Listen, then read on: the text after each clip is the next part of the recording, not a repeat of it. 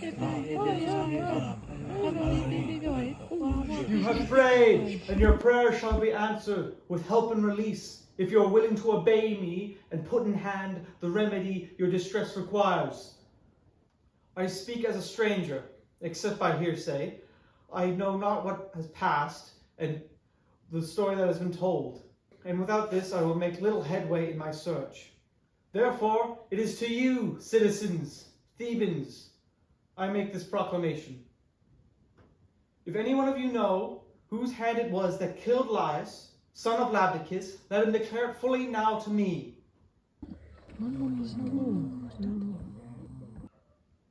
Or, if any man's conscience is guilty, let him give himself up now. He will suffer the less. His fate will be nothing worse than banishment. No other harm will come to him.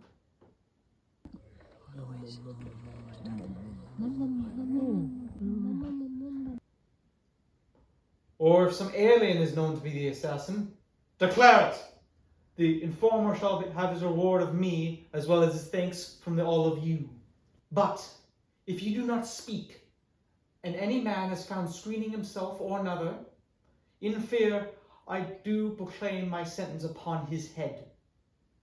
No matter who he is forbidden shelter and intercourse with any man in this country over which I rule. From fellowship of prayer, sacrifice, or lustral rite is excommunicated, expelled from every house, unclean, accursed, in accordance with the Epithian oracle. Thus I shall done my duty to the God and to the dead.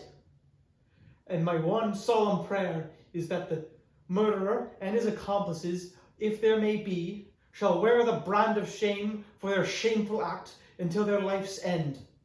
Nor do I exempt myself from this imprecation.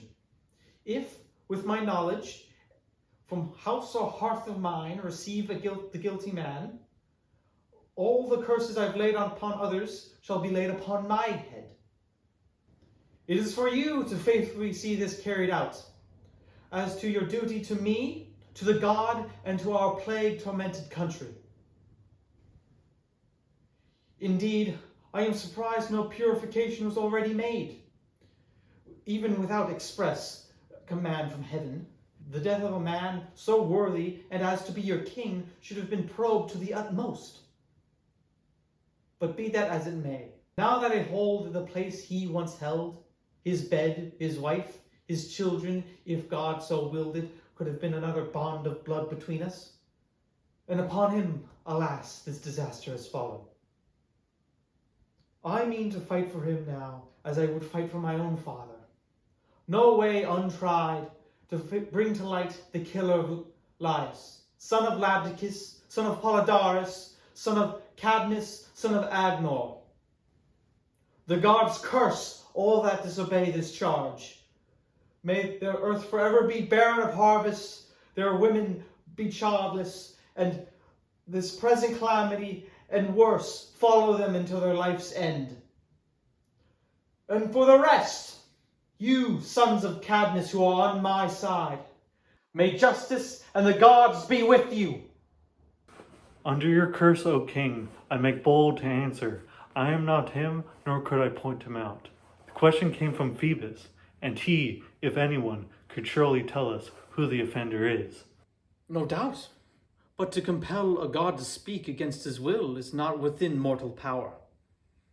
I have another thing to say. Say on. Second and third thoughts. We will hear them all. To the Lord Phoebus, the Lord Tiresias stands closest. I would say, in divination, he is the one who could help us most in our search. I have not overlooked it. I've sent for him. It was Creon's advice. Twice I've sent for him. But I am surprised he is not already here. There are rumors, of course, but mostly old wives' tales. Rumors? What rumors? I must hear them all. He was said to have been killed by travelers on the road. So I've heard. But where are the witnesses? He'd be a bold man, sir, that would pay no heed to a threat like yours when he had heard it. Will he fear words that did not shrink from the deed? There is one who can find him out, They are bringing the prophet, in whom, of all men, lives the incarnate truth. Tiresias, we all know that there is nothing beyond your ken. Lore sacred and profane, all heavenly and earthly knowledge is in your grasp. In your heart, if not the eye, you see our city's condition, and we look to you as our only protector. You may have heard, we have sent, may have heard, to Phoebus, and he has answered. The only way of deliverance from our plague is to find the killers of lies and kill or banish them. Now, do not spare any of your bird lore or whatever other arts of prophecy you profess, but do it for yourself, do it for Thebes, do it for me, do it for all of us. Save all that is polluted by this death. We look to you. To save his fellow man with all his power is man's greatest work. Wise words, but oh, when wisdom brings no profit, to be wise is to suffer. And why did I forget this? Who knew it so well? I should never have come. It seems you bring us little encouragement. Let me go home. It'll be easier thus for me to bear my burden, and you yours. Take care, sir. You show yourself no friend of Thebes. Whose son are you, if you refuse to answer? It is because I see your words, sir, tending to no good end. So I guard my own. By the gods, if you know, do not refuse to speak. We beseech you. We are all your suppliants. You are all deluded. I refuse to utter the heavy secrets of my soul. And yours. What? Something you know and you refuse to tell? Do you wish to see your city perish? I mean to spare you. And myself. It is useless. Ask me no more. I will tell you nothing. Nothing? You insolent scoundrel! You would rouse our stone to fury! Will you not speak? Or do you mean to remain obstinate until the end? Do not blame me. Put your own house in order. Hear him! Such words, such insults to the state would move a saint to anger. What will be, will be. Although I should never speak again. What is to be? Your trade is to tell. I tell no more. Rage with what wrath you will. I shall, and I will speak my mind unflinchingly. I do believe you have a hand in plotting and doing all but committing this very act. I do say if you had eyes to see with, I would say your hand and your hand alone was the one who did it. You would so. Then hear this. Upon your head is the ban your lips have uttered. From this day, never speak to me or any here ever. You are the cursed polluter. You dare say it? Do you have no shame at all? And do you expect to escape without the consequence? I have escaped. The truth is my defense. Whose work is this? This is no soothsaying. You taught me. You made me say it against my will. Say it again. Make there be no mistake. Was it not plain? Or will you tempt me further? I would have it beyond all doubt. Say it again. I say the killer you are seeking is yourself. The second time. You will be sorry for this. Will you have more to feed your anger? Yes? More and more madness. Tell us all you know. I know, as you do not, that you are living in sinful union with the one you love. Living in ignorance of your own undoing. Do you think you can say such things with impunity? If truth has any power to save. It has, but not for you, you shameless, brainless, sightless, senseless sot! You are to be pitied, uttering such taunts as all men's mouths must someday cast at you. living in perpetual night. You cannot harm me, nor any man who else sees the light. Oh, it is not for me to bring you down. It is in the hands of Phoebus, and he will do it. Creon, was this trick his then, if not yours? It is not Creon either. Your enemy is yourself. Riches and royalty, wit matched against wit. In the race of life, must they always be matched with envy?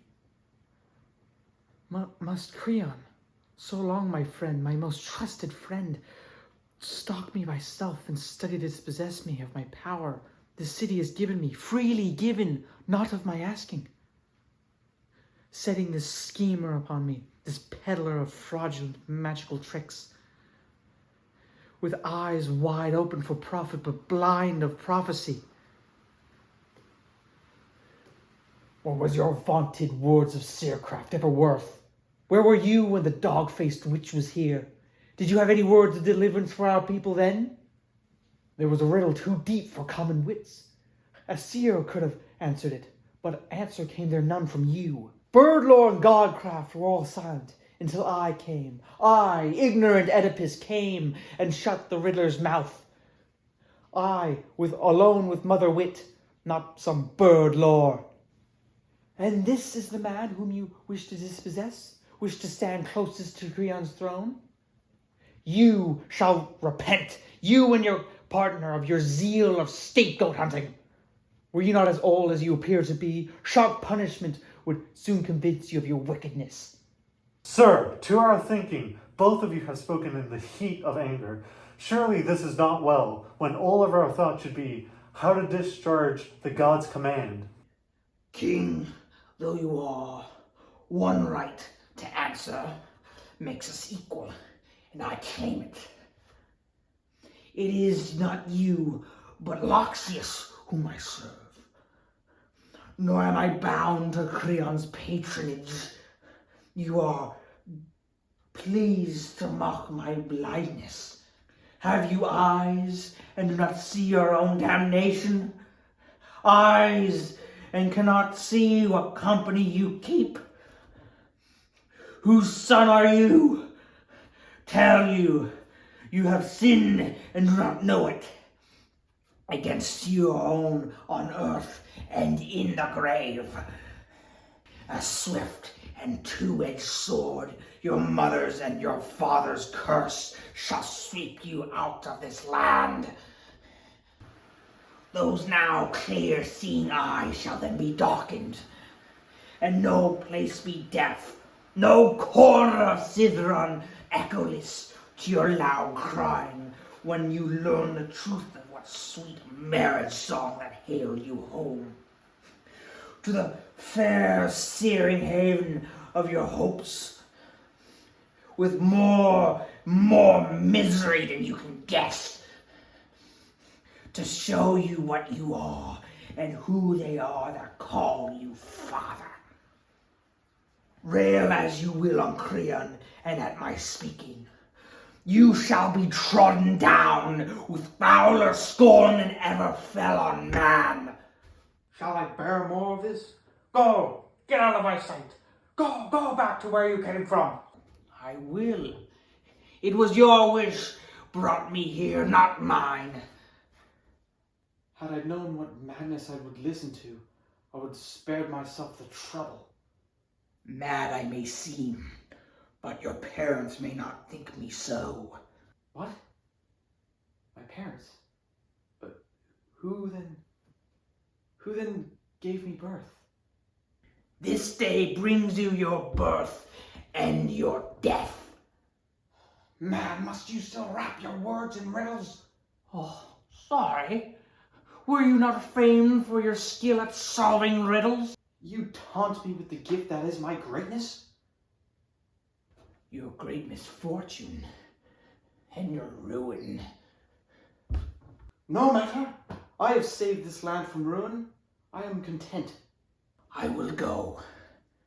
Your hand, boy. Give me your hand. We well can spare you. Let him take you home.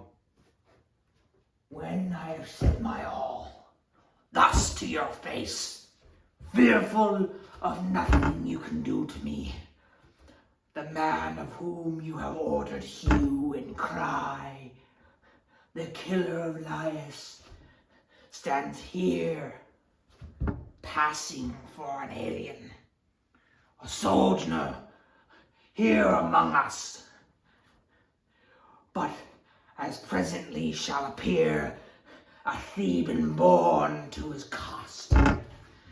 He that came seeing shall go blind. Rich now, then a beggar, stick in hand, groping his way to a land of exile. Brother, as it shall be shown, and father at once, to the children he cherishes, son and husband to the woman who bore him, father killer and father supplanter. Go in and think on this. When you can prove me wrong, call me blind.